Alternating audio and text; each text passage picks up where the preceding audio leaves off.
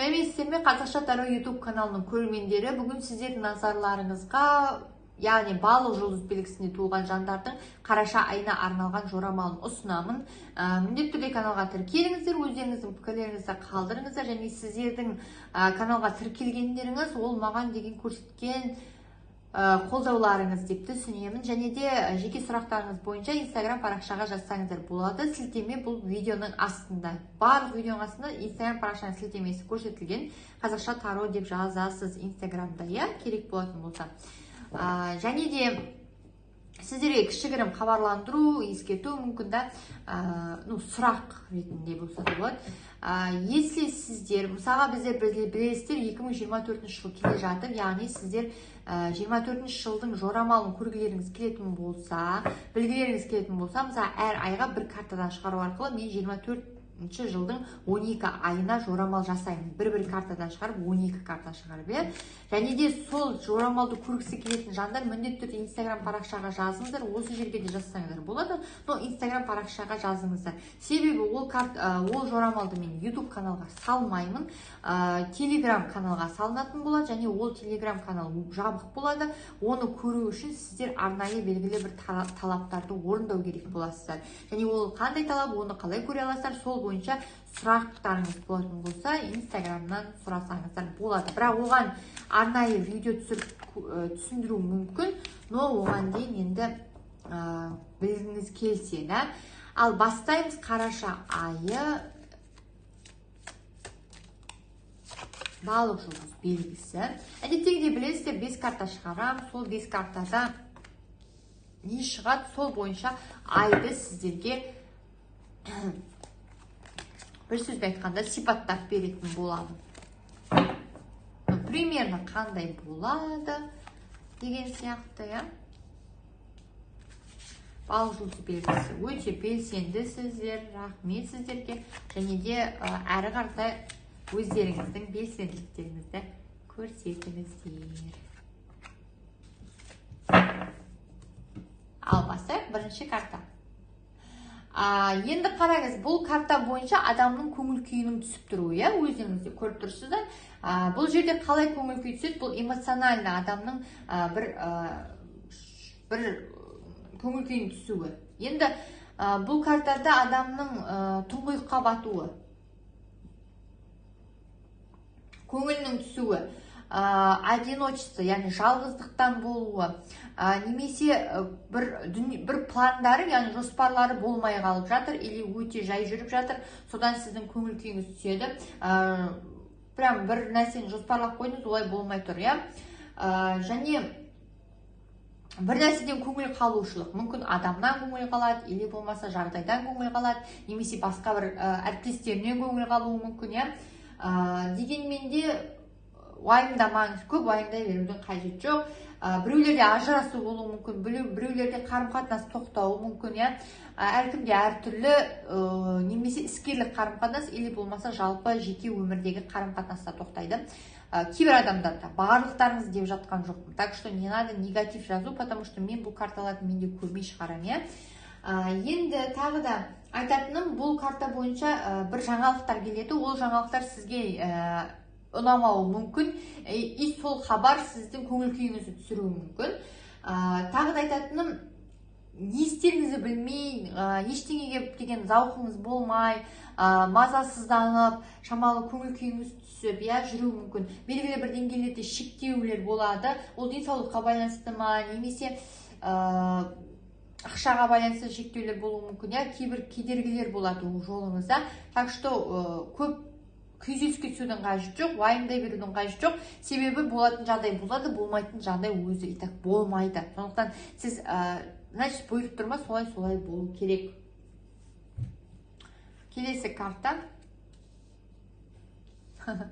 Сізде, мынау қараңыз, мынау айдың бас жағында белгілі бір сондай бір кішкентай кішігірім уақытта сондай бір нелер болуы, сондай бір жағдайлардың болуы. Но сізде вообще карта өте жақсы шықты. Мына айдың ортасына қарай, айдың бір 9-10-нан бастап мүмкін сізде бір өзгерістер бола бастайды.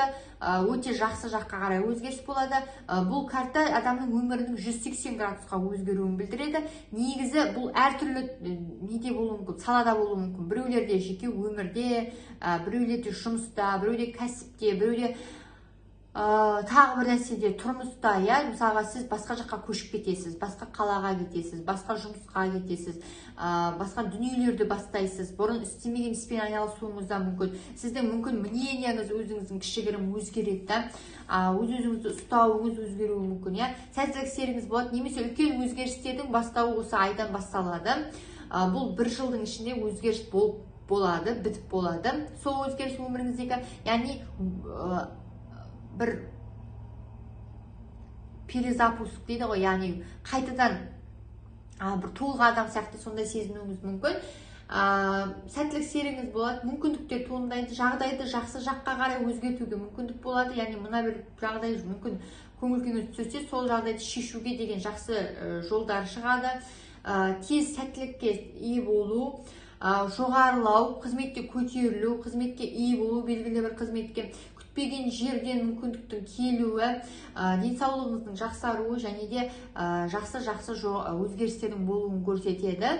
Бұл өзгерістер кейбір жағдайда сізге мұңға келуі мүмкін. Неге мұң? Себебі сіз мысалы басқа жаққа көтеріліп жұмысқа кетесіз, бірақ сіз мына жұмысыңызды қимайсыз, сондай сияқты. Бір жағынан ол да жақсы жұмысқа көтеріліп тұрсыз қызметте, но бұрын істеген ортаңыздан алысқа кету деген сияқты да. Әркімде әртүрлі, но жаман емес, бұл карта жаман емес. Енді бұл карта бойынша мен айтатыным, сіздерде точно бұл айда өзгеріс болады, жақсы жаққа қарай өзгеріс болады. Және сол өзгерістерді дұрыс бағалай алу, көтере алу, ол сіздің қолыңызда. Тым қатты әсіре жаңағыдай көтере алмай, тәкаппарлыққа салынып, немесе ысырапшылдыққа салынып, немесе тойымдылыққа салынудың қажеті жоқ. Сізге айтатыным, бұл жерде бұл карталар бойынша сол кеңесім материалдық жағдайды арттыруға деген мүмкіндік болады, және сіздің бар ойыңыз ақша табу болып тұр. Осы тұрғанда себебі белгілі бір дүниені көздеп тұрсыз, сол дүниеге жету үшін сізге ақша керек болып тұр, Енді барлығына да ақша керек, но сізде бір прям мықты, четко деп айтады ғой, нақты неңіз бар, көздеп тұрған нәрсеңіз бар, ақшаны қайыққа жұмсауға деген, тапқан ақшаңызда. Вот. Махаббат, взаимная махаббат, яғни сіз жақсы көретін адам сізге де көңілі жақсы, сізді жақсы көріп тұр. Бұл енді мықты әйел адамды көрсетуі мүмкін. Бұл егер сіз әйел адам болсаңыз, бұл сіз, сондай бір неңіз мықты болып тұр, жоғары болып тұр, энергияңыз, или болмаса сіз еркек болсаңыз, сізде өміріңізде белгілі бір әйел адам бар, сондай энергетикасы мықты, сізге полностью әсер ете алады. И сіздің өміріңізде, сіздің көңіл күйіңізге де, өміріңізге де өзінің бір әсерін тигізе алатын бір әйел адам бар. Және де бұл жерде тағы айтатыным, жұмысқа байланысты келетін болсақ, жұмыста бір іскерлік қарым-қатынас болуы мүмкін, кездесулер, таныстықтар, кездесулер болуы мүмкін. Сондай-ақ бұл жерде жұмысқа байланысты сіздерде бір жетістікке жету, немесе сол бір награда алу, сый-сияпатын алу, жұмысыңыздың барлығы нәтижесін көрсетеді, еңбегіңіз жемісті болады, мүмкіндіктеріңіз болады, және де ақшаны дұрыс жұмсаңыз деп сізге кеңес айтып тұр бұл карта тікелей. Потому что сіз если ақшаны дұрыс жұмсай алатын болсаңыз, дұрыс бағытқа қарай бөлетін болсаңыз, онда сізде барлығы жақсы болады. Кейінгі уақытта бір қиналмай өмір сүресіз. Ал если жоқ, бірден тапқаныңызды бірден бір нәрсеге салып жүретін болсаңыз, ойланбастан, онда кейінгі уақытта қиындық көріп қалуыңыз мүмкін. Денсаулық жаман емес, жақсы болады. Сізде точно бұл айда точно бір әйел адам, или сіз тікелей энергетикаңыз мықты болады, женский энергетикаңыз мықты болады, если сіз әйел адам болсаңыз, ақша табу мүмкіндігіңіз жоғарғы деңгейде, сізде табыс көзіңіз өте жақсы. Ал если сіз еркек болсаңыз, сізге бір әйел адам өзінің бір қолдауын көрсетеді, өзінің мүмкін ақшалай көмектеседі, мүмкін эмоционально көмектеседі, бірақ сіз сол адамнан көмек аласыз. сол адамнан тіпті қолдау табуыңыз мүмкін. Сізді тіпті қолдап жіберу, сізге сенемін деген сөзінің өзі мысалға сізге үлкен мотивация болуы мүмкін. Дегенмен де бұл картада енді тағы да айтатыным, әйел адам, бұл әйел адам жаңағыдай реальностьпен өмір сүретін, яғни бір қиялға берілмейді, нақтылықты жақсы көреді, қара шашты адам, әйел адам көбінесе, және де барлығын есептеп жүретін адам. Сізде сондай бір қасиет болады. И так сізде бөлу, есептеу дегенге өте сіздер мықтысыздар. Прям жоспарлау дегенге сіздерде ол жағы деген прям мықты дамып кеткен. Және де ақшаны управлять ету, басқару қабілетіңіз жақсы негізі, но кейбір моменттерде ойланбай бірден фук етіп жоқ қылып шығарып жіберуіңіз мүмкін. Енді сол моменттер сәл дұрыс емес. Но енді ондай нәрсе негізі көп адамдарда болады. Это нормально кейбір жағдайда, но шашуға болмайды ойсыз, кездесулер болады, шыдамдылық танытуыңыз керек, кез келген дүниеде күте тұру керек болатын болса, күте тұрыңыз, самостоятельно өз еркіңізбен әрекет ету керек болады, және сол өзіңіздің арқаңызда ғана барлық нәрсе шешілетін болады. Біреуге сенудің қажеті жоқ, себебі ол адамдардан көмек күтпеу, көмек келмей қалып, мүмкін настроениеңіз содан түседі. Вот сондай сияқты. Потому что сізде ай өше күшті өтіп тұр, организм мықты, денсаулық мықты, ана атану несі бар, мүмкіндігі бар.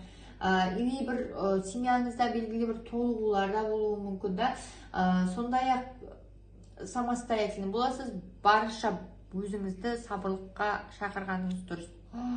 Ойбай. Білмедім, не болып кетті. Енді қараңыз, сізде жалпы өмірде, өміріңіз бұл айда өзгерістермен ерекшеленеді.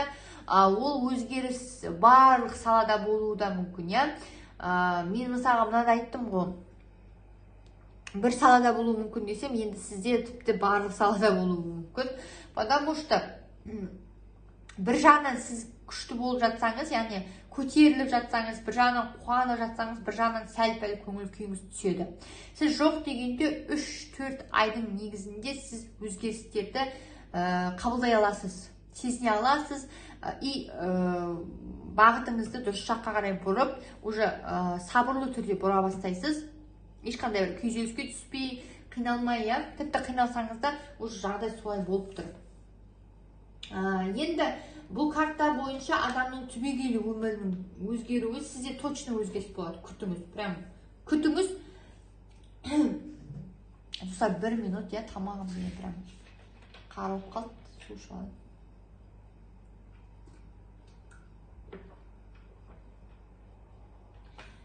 Енді мысалға сізде жұмыста барлығы идеальный болады, бірақ жеке өміріңізде шамалы өзгерістер болады. Басқа жаққа қарай, или болмаса жеке өміріңізде барлығы идеальный болады, но сізде жұмыста белгілі бір проблемаларға ұшырайсыз. 50-50 болады, потому что барлығы бірде идеальный болмайды. Сіз өзгерістерге, немесе бір адамдардың сатқындығына, немесе белгілі бір проблемаларға, кедергілерге дайын болғаныңыз дұрыс. Және де денсаулығыңызға айдың аяғына қарай мұқият болыңыз, потому что жарақат алып қалу, яғни құлау, анау деген сияқты дүние болуы мүмкін. Және көлік айдағанда да мұқият болыңыз, көлікте де тіпті айдамасаңыз да, себебі бір жағдайлар кедергі келтіріп тұр сізге. Белгілі бір дүниеде бір кедергілер бар точно. Жаңалық келеді, ол жаңалық көңіл күйіңізді түсіруі мүмкін. Бір нәрседен қатты мықты көңіліңіз қалады, жағдай қалай болып кеткенін түсінбей қалу жағдайында боласыз. Но кейін бірақ жақсы болады, но бірақ именно осы моментте сіз сол бір барлық қиындықты басыңыздан өткізіп, ойыңыздан сезініп жатсыз. Түсінесіз ба? Және де басқа адамдардың тарапынан сондай бір қатыгездікті, әділетсіздікті көруіңіз мүмкін, немесе сатқындықты, немесе қулықты байқайсыз, және сізге де шамалы қу болу керек. Сіздерде мысалы әйел адамдар өте ақылды, қулықтары бар адамдар, негізі балық жұлдыз белгісінде туылғандар. Еркектерде де бар, но еркектер слишком шамалы правильный, сондықтан тым қатты правильный болуға да болмайтын шығар. деп ойлаймын. Енді білмеймін, өзіңіз білесіз енді ар жағын. Және де үміттің үзілуі, белгілі бір дүниеде үміттің үзілуі, енді көп жағдайда бұл енді адамның жұмысын білдіреді. Әрекет, жұмыс, кәсіпті білдіреді, кәсіп жағын білдіреді бұл карта көбінесе. Яғни сізде жұмыста қысқартулар болып жатады, сіз оған дайын емессіз, бірақ сол қысқартуға іліп кетесіз. Или болмаса белгілі бір жұмысыңыздың орны ауысып жатады, сіз ол жаққа істеуге қиындықтар туындайды, кедергілер туындайды. Жалпы карта көңіліңізді қалдыратын бір нәрселердің болатынын көрсетуде. Но сіз мойымаңыз, уайымдамаңыз. Бір адамдардың тарапынан болуы да мүмкін. Жаңа қиялда өмір сүрудің қажеті жоқ. Нақты ситуацияны дұрыс бағалай біліңіз. Және де қатты жан-жағыңыздан бір сізге деген суықтықты, салқындықты, әділетсіздікті байқайсыз. Сосын өміріңізге де абай болыңыз, себебі сізде өміріңізде белгілі бір қауіпті жағдайлар болуы мүмкін. Моменттер, машина, көлікпен болсын, басқа бір жағдай болсын, адамдардан да ондай сырыңызды айта берудің қажеті жоқ. Жалпы жаман емес, негізі ай жаман емес, но мына карта что-то ескерту ретінде қабылдаңызшы. Ескерту сізге кез келген нәрсеге дайын болыңыз. Барлығы идеальный болып келе жатқанға босаңсып, кейін мысалға болады ғой, адамда барлық күшті болып келе жатады да, бір момент ұстай алмай қалады да, көрмей қалады да, байқамай қалады. И сразу бүкіл еңбегі дым болмай қалуы мүмкін да. Сондай жағдайдан байқаңыз, сондай дүниеден байқаңыз, себебі бұл сондай бір жағдайды білдіруі мүмкін. Міне, бір нәрсе точно көңіл күйіңіз түсіреді, но жақсылық та көп болады. Сізде ай белсенді болады, және ай салмақты өзгерістер, мықты өзгерістердің ай болады. Сізде бір емес екі өзгеріс болып тұр, немесе бір қиындықтар сізді жаңа бір дұрыс шешім қабылдауға әкелуі мүмкін, итермелеуі мүмкін, солай. Енді қалай әсер етеді, міне түрде жазып кетіңіздер. Не болды, не болайын деп тұр деген сияқты көрейін, оқиын. Солай келесі айда, келесі аптада келіскенше сау саламатта болыңыздар. Міндетті түрде жазыңыздар пікірлеріңізді, және 24 жылдың жорамалын көргісі келетін жандардың барлығын мен Инстаграм парақшамда күтетін боламын. Сол жерде айтамын, қалай көре аласыздар. Сау болыңыздар.